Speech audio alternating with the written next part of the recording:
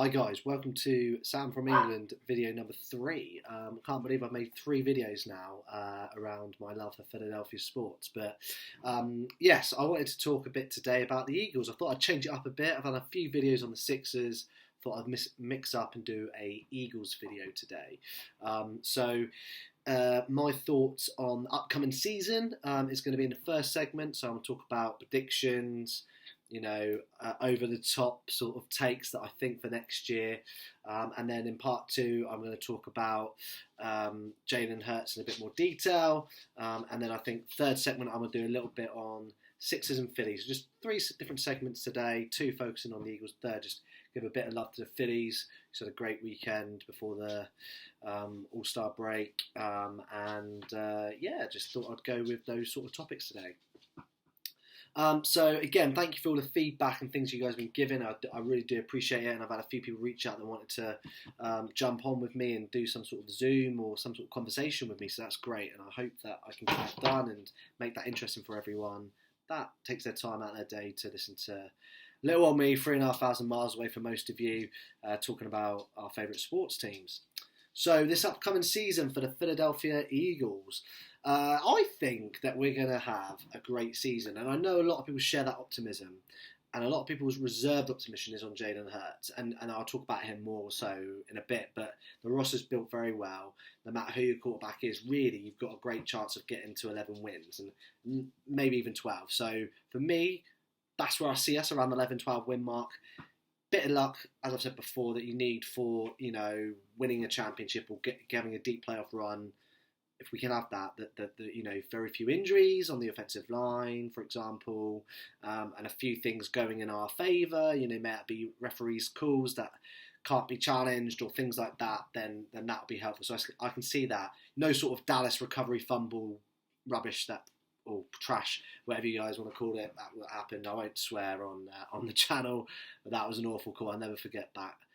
It wasn't a clear recovery. That was a late night for me. It was about 3 a.m, I think, if I remember rightly. It was either 2 or 3 a.m. It was a Sunday or Monday night game, and that was a disgrace. I was so angry at 3 in the morning. So that's where I think we're going to be, around 11 to 12 win mark. And I think that we'll win a playoff game as well. I'm really confident. I don't think we're going to win the Super Bowl. I'm not saying that at all, but I think we're going to win the NFC East, and we're going to get into the playoffs. I'm going to win a playoff game. Then we're probably going to lose in the NFC Championship game or something like that, and we'll look at that as a progressive season. And I think there's a real good sort of combo of weapons for Jalen. You've got Goddard, you've got AJ Brown, you've got Devontae Smith.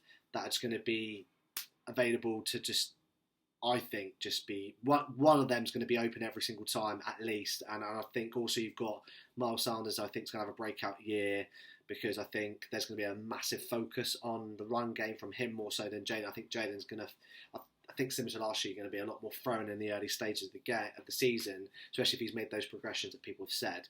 So you've got those 4 weapons there for me that I think are going to be real crucial for us. You've also got Watkins. I like Watkins. I share my love for him with Anthony Gargano. He says about it as well, and I do love that speedster. I think he's going to be a good sort of throwing option. He's not going to be a big impact player, but him and Greg Ward, if Greg Ward stays on the roster going into the season, I think that they're sort of every now and then chip in with a few sort of big catches or a touchdown. But otherwise, the 3 main targets that I've said, they're going to be there, and I think there's not many teams that have got 3 legit. You got a top 10 tight end, maybe top 5. I'm not going to get into that debate. You've got 2 wide receivers with a promising top 10 receiver in Devontae Smith. Like, he could go and be that player in a year or 2. And then you've got one that is established, in my opinion, as a top 10 to 12 wide receiver in AJ Brown. So not many teams have that, especially in the NFC East, when you go, Dallas got a great receiving core, or had a great receiving core, and they've got some potential there, but I just don't think they've got everything else, and I think they've got an overhyped team, especially when you look at Diggs with his interception and things like that. So for me, that there's winnable games there that you play in your division that we're just going to be too powerful, I think, for all 3 teams in the division. I think it's going to be a sweep of Washington and Giants, and I think we split or sweep Dallas as well. honestly, I want us to sweep Dallas. Everyone wants to sweep Dallas. Every Eagles fan. So there we go. So that's my prediction for the upcoming season. I think from a record perspective and end up, NFC Championship game. Second sort of prediction I've got is that I think Devontae Smith will not outplay, but he'll get more receiving yards or more touchdowns than AJ Brown. I think he's going to get covered. He's going to get, the number one cornerback marking him, keep an eye on him, staying close to him. I think that's going to free up Devontae Smith. So I think he's going to be our number one receiver next year. And I think Goddard and AJ Brown are going to have very similar sort of numbers. But I think Devontae Smith will be the number one receiving player in our team. I also, think that Miles Saunders will have a much better season than last year and have more touchdowns, definitely. And obviously more positive yardage, yards per game, that he had than last year. Because I know last year he had a few unlucky moments with touchdowns. Then I move on to Jalen. So I purposely didn't want to mention him too much in that segment because, it's a separate thing. He is a key to the 11-12 wins. Even if he doesn't play amazing, he just plays okay, we can get to 11, 10 wins, I think, with the sort of build, the things we have around him. What we need for the second sort of couple of wins and that playoff win is we do need Jalen to be slightly better than he was last year. He doesn't have to take those massive steps. There's not massive steps he needs to take. If we want to win a championship, win the NFC, get to the Super Bowl and potentially win a Super Bowl, yes, he's got to make massive strides. But I don't think he needs to for us just to win a playoff game. I think he's got to tweak, even a couple of percent here and there, a couple percent better footwork, a couple percent better throwing accuracy, a couple percent better deep ball. Those little things will add up and I think he'll make him good enough. I have complete faith in his work ethic and how he is. He comes across well. So if there's going to be a thing that does it, it's going to be the limitations of his body mechanics. It's going to stop him from doing it. Maybe his body just can't quite get it. His ability's just not there. But his head's there. Everyone roots for him as a person. That I think not many people dislike the guy. I haven't come across many people that go, I don't like Jalen Hurts, but not many people rate Jalen Hurts as a professional NFL player. So he's got a big year for him. But I think he's going to do well. I really do. I think he's going to have better than last year. I think he's going to run a little bit less, have a few more throwing touchdowns. And I think he's going to help Saunders be a bit better as well with better accuracy out of the backfield. And I think he's going to be a big part of our offense that people are going to be surprised by. I think, despite those reports, I think Derek Gunn did a report saying about some picks in training and in practice and stuff like that. But I don't think it matters too much about what some people are saying about some of the negative stuff they're seeing in training. I think it's more around the, focusing on the positives, because he's still going to be inconsistent with some of the stuff he does. So yeah, I'm fully in on Jalen Hurts. I am in. Let's go, Jalen. We're going to get to an NFC Championship game with you as a quarterback.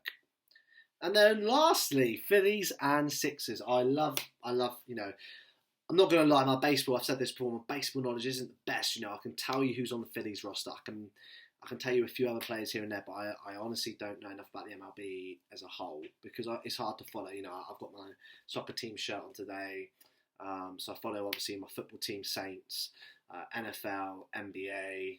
It's tough to try and then have that fourth sport dedication on there. So Phillies, great win over the weekend. I know the Marlins aren't a great team, but they're our bogey team, you sort of slip up team. They can be trash, but they'll beat us. They just, I remember was it last year before when they cost us a playoff because you take away those losses, we'd have got into the playoffs, wild card. It's absolutely frustrating team to play. But we finally stepped up, and I think Girardi going, he sorted out the bullpen for some reason. I don't know what's happened. I don't know if he's just making the timing decisions better. Again, I don't know enough about baseball in depth to be able to go. This little minor tweak that he's done here and there. I just think he just looks like he's managing things better. It's been great. Nola's been great as well. Big shout out to Aaron Nola. Aaron Nola's been fantastic his last few games, in my opinion. Certainly has some highlights in there, looks more consistent. So that's great. Korver's been great. I know Castellanos is, Ben Simmons' house is cursed, man, cursed. But it is what it is. I think we should go and burn it down and rebuild it. Something's not quite right there. But yeah, he's done really well. Pitcher's been good. JT looks like he's out of his rut. Forget the whole stuff with the vaccination stuff in Toronto and all that malarkey. I don't focus on that. But great stuff from the Phillies. I just hope they keep it going. Going into the peak of summer now, where there's that crossover waiting for you guys that like the EPL, Premier League's coming up, NFL's coming up for those guys that are more into that sport, and the NBA. It's kind of a quiet period now, so people like me who have baseball as their third or fourth option as a sport to watch. We're all in at the moment, so it's time to keep our sort of attention and keep playing well and keep the city going, because I think there's going to be a wild card appearance from us this year for the Phillies. Sixers. I was wrong in my last video. I said James Harden's done well signing that contract. He hasn't signed a contract yet. He has not signed that contract. So fair play to James Harden. In a league where there's salary caps, there's not many players that do that. That take that a little bit less money to try and win a championship. And I'm loving that. I'm loving that he's hanging around Joel Embiid all the time. I'm loving all the reports right now. And I know some people are like, I want to see James Harden play like James Harden and not be washed up. I don't care about all this other stuff. That's fine. But even if he's not performing at the level he did in Houston, it doesn't matter because he's not being paid that money this year. All we need from him is basically what he did last year, but with a little bit of tweaks here and there on some of the shooting. His facilitating's been great. If he can keep that up and knock a few shots down more than what he did last year, we're going to be great. And if he's got better options around him, it's going to happen because people know that Fireball isn't going to make the free, so he's going to stay open. But if you have someone better than Fireball on the floor, he's going to do it. Niang as well. Niang was open a lot last year, especially the games I went to in person. Like the Dallas game, he was open a lot, and the Miami game. I remember those two vividly, where he had some real open shots that you expect him to make, and he thankfully did make most of them. And Furkan was left open a lot as well, and he unfortunately had a few. I remember the Miami game, a guy behind me was proper in on hating Furkan. But yeah, if he has slightly better bench options off the bench, bench rotation players, he's going to get more assists. The floor's going to open up more for him, and he's going to have that chance. So even if he ain't going to be as quick with his step back three, if he's still going to get a few open shots, that's great. So for me, James Harden is doing everything he can. He's as someone said, talk is cheap, but if you're taking 15, 20, 25 mil less than what you could be getting if you just opted in, that's fantastic. And I don't care if he takes one cheap year and then goes in on Nording big one next year. That doesn't bother me. Let him do it. If we get a championship this year, I don't care if we pay him and he doesn't reach his potential at 37, 30, be anywhere near his potential over the next 2 or 3 years after that. I just want a championship. I want to be at Broad Street celebrating with my guys, with all my friends that I've made over the last few years, and just party, man, like I did when the Eagles won. I was out there for the Super Bowl. I'll be out there for an NBA championship. I'm not going to miss that sort of thing. So I really want that, and I really hope James Harden's going to bring that. That's my views so far for the third video. I've got a new setup now. I'm using a MacBook. I'm trying to get everything a bit more professional. I have new screens behind me and all that sort of thing. So it's slowly getting there, and I appreciate your patience in the meantime for a better quality video and a more sort of professional looking YouTube channel. So thank you very much, and I'll speak to you guys soon.